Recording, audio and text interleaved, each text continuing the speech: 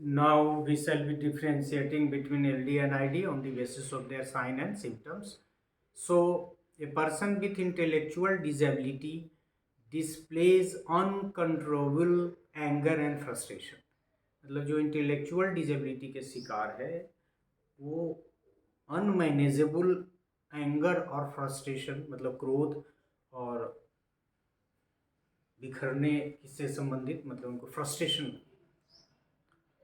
See, he have difficulty in remembering things and taking care of oneself, such as eating, dressing, encounter difficulties in communicating effectively, solving problems, reasoning, making decisions and learning. In one way or other इसको हम लोग कितनी बार repeat कर चुके हैं कि जब बच्चे को खाने में, कपड़ा पहनने में, किसी को से संवाद करने में, किसी समस्या का समाधान करने में, चाहे वो गणित का हो या गणित से बाहर का हो, रीजन करने में या डिसीजन लेने में या किसी चीज़ को सीखने में कठिनाई हो रही हो, तो ये साइन एंड सिम्टम है इंटेलेक्चुअल डिसेबिलिटी का. A person with learning disability can not be identified easily as learning disability is varied and differ according to the different stages and childhood.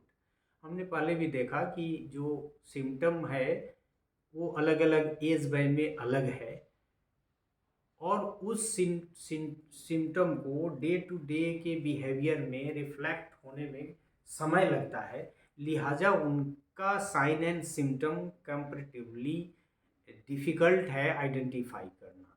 लेकिन अभी हम लोगों ने सब जाना कि पढ़ने संबंधी, लिखने संबंधी, गणित की समस्या संबंधी कठिनाई लर्निंग डिजेबल्ड को हो सकता है एरिया विशेष में, तो उसके आधार पे वो साइन सिम्टम उसका पता चल सकता है. So the sign and symptom of ID is easily visible and it is not so easily visible in learning disability. It is being observed as and when the child starts to learn, especially in groups. मतलब जब बच्चा पढ़ना शुरू करता है और ख़ास के जब वह अपने एज के बच्चों के बीच में पढ़ना शुरू करता है, तब इस तरह की कठिनाई उभर के सामने आती है.